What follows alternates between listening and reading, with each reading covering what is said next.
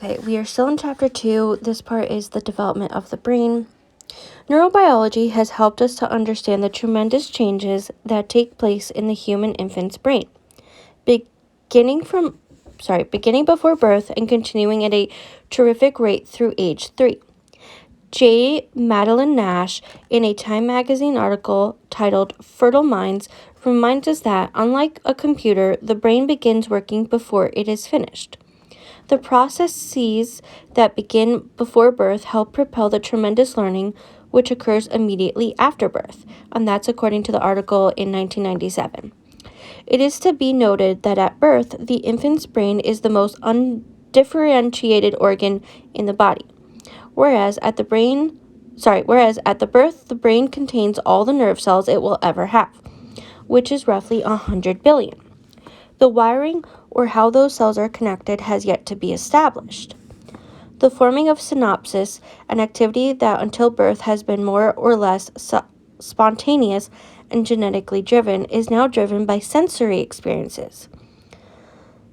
These experiences will determine the pattern of wiring, which will be unique to each individual, and after drastic pruning, wherever between age 10 and 18 will last a lifetime.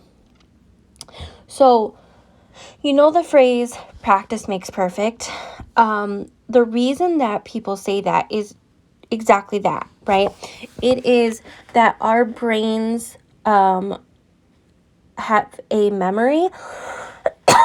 And so when you're practicing something, when you, like if you're reading or you're riding a bike, things like that, your brain is taking that in and it's creating a synopsis of how those things work.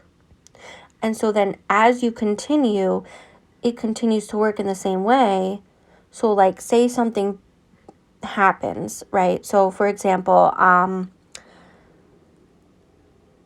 by trade, I'm a chef, and I unfortunately have broken my fingers multiple times, unrelated. But once my fingers healed, I can go back, right? It's a memory of, okay, I know what to do, right? It's the same thing, like I said, with reading, right? So once you learn how to read, the more you read, the easier it becomes. The more you ride a bike, the easier it becomes. And so forth. So that is why that phrase is, right? So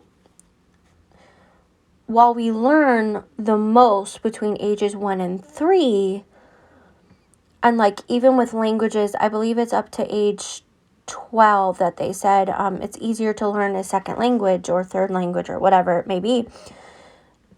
It's still possible to do. It's going to take more practice, right? It doesn't come as easily. And so while our brains can absolutely change, we can rewire those. Like I said in my last video, we don't have anything to compare it to. So our brains are extremely wired for being in this traumatic event of being adopted, right?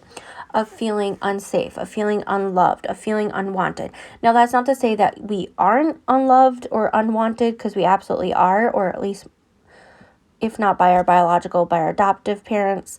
And again, everyone's individualistic on that, so don't come at me for that. The point is that we have nothing to compare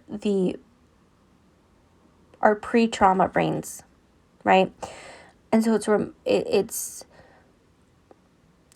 it's hard to remember that it takes a while to wire our brains in a way for healing, right? Especially as we get older. Anyway, I hope you all have a terrific day. We are going to continue on next time with the impact of experience.